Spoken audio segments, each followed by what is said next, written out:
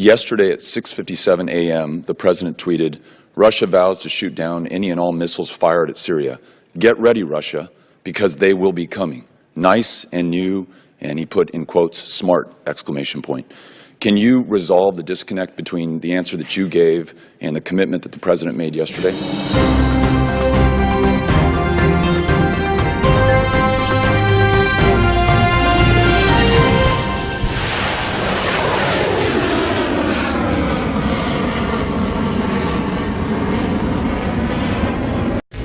Earlier you said in response to a colleague's question, you said, "We have not made any decision to launch attacks in Syria." Yesterday at 6:57 a.m., the President tweeted, "Russia vows to shoot down any and all missiles fired at Syria. Get ready, Russia, because they will be coming. Nice and new," and he put in quotes, "smart," exclamation point. Can you resolve the disconnect between the answer that you gave and the commitment that the President made yesterday?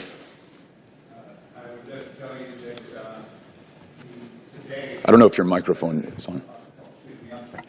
Today, our President did say that he's not made a decision, and I will tell you that we're meeting, when I leave here, I go to a meeting where the National Security Council will be meeting on this, and we will take forward the various options to the President. When the President of the United States says these missiles will be coming, the President of the United States of America says these missiles will be coming, that sounds to me and to the rest of the world like a decision. In the answer to another question that was asked for the legal justification to fire missiles into Syria in response to these chemical weapons attacks, you said that we have troops in the field and we are not going to wait for them to be attacked before we take action. If we did not have U.S. service members in Syria, would you have the legal authorization to launch attacks in Syria in response to these chemical weapons attacks? Yeah, Congressman, I'm going to have my lawyers start taking these questions. I look for the legitimate protection of the American people and their interests. I'm the Secretary of Defense, and I did not pick up a law degree on my way to the job, so I need to get some people to give me, I think, the specific answers to your question. Ms. Gabbard. Thank you. Thank you, gentlemen, for your service. You know, the President has indicated recently his intention to launch U.S. military attacks. Recently, his intention to launch against Syria. Article 1 of the Constitution gives Congress the sole power to declare war. Congress has not done so against the Syrian government. Section 3 of the War Powers Resolution requires the President to consult with Congress before introducing U.S. armed forces into situations of hostilities. Section 2 of the War Powers Resolution clarifies the constitutional powers of the President as Commander-in-Chief in Article 2, which you referenced, Secretary Mattis, to introduce forces into hostilities only pursuant to 1, a declaration of war, 2, specific statutory authorization, or 3, a national emergency created by an attack upon the U.S., its territories, possessions, or armed forces. Syria has not declared war against the U.S. or threatened the U.S. The launch of 59 missiles against Syria by Trump last year was illegal and did not meet any of those criteria in the War Powers Resolution. The Consolidated Appropriations Act of 2018, which was signed into law by President Trump, states that none of the funds made available by this act may be used with respect to Syria in contravention of the War Powers Resolution, including for the introduction of U.S. armed military forces into hostilities in Syria. My question is, will the President uphold the Constitution, the War Powers Resolution, and comply with the law that he signed by obtaining authorization from Congress before launching U.S. military attacks against Syria? Congresswoman, we have not yet made any decision to launch military attacks into Syria.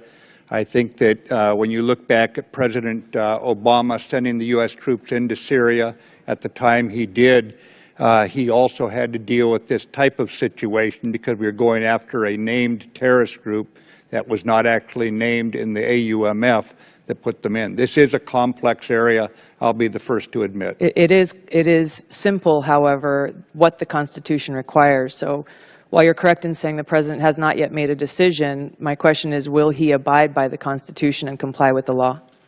Yeah, I believe that the President will carry out his duties under the Constitution to protect the country. What would the objective of an attack on Syria be, and how does that serve the interests of the American people? I don't want to talk about a specific attack that is not yet in the offing, knowing that these are decisions. This would be pre-decisional. Again, the President has not made that decision. However, looking at the Chemical Warfare Convention, I think it's by far in the best interest of civilization, certainly in the best interest of America, that that convention be obeyed by the nations that have signed it. And what has happened in Salisbury, England, and now has happened in Syria again, shows that this is not an idle concern. So if the decision is made, as you have stated publicly, you're laying all the options on the table for the President. If the decision is made to launch a military attack against Syria, Russia has already responded, saying that they would respond to our U.S. strike. As this action is considered, can you justify for the American people how going to war with Russia over Syria serves the interests of the American people? No, Congresswoman, I can't answer that question. I'm not ready to speculate that that would happen. Would you not say that it is a highly likely occurrence given what Russia has stated directly, that they will respond? No, Congresswoman, I would not. And there's a lot of ways to respond to the violation of the Chemical Weapons Convention, diplomatically, economically, militarily, Sure. that taken in total would represent, I think, what we have to do in this world if we're going to turn it over in accordance with international norms and international law. One last question. The 2001 AUMF is the authorization with which our U.S. forces are in Syria today. While ISIS, there's been much progress made in the counter-ISIS campaign, and they're close to being defeated in Syria. Al-Qaeda has grown stronger. Brett McGurk stated just over a year ago that al-Nusra is now Al-Qaeda's largest formal affiliate in history. So Al-Qaeda has grown stronger in Syria.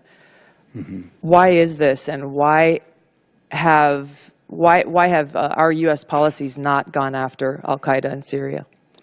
Well, our policy is in Syria, which is a very complex battle space, Congresswoman, that where they're located right now, we do not want to go up into another part of Syria. We're doing this by, with, and through our partner forces. They do not have the capability to move into that region. Time of the gentlelady has expired. Mr. Brooks. Thank you, Mr. Chairman.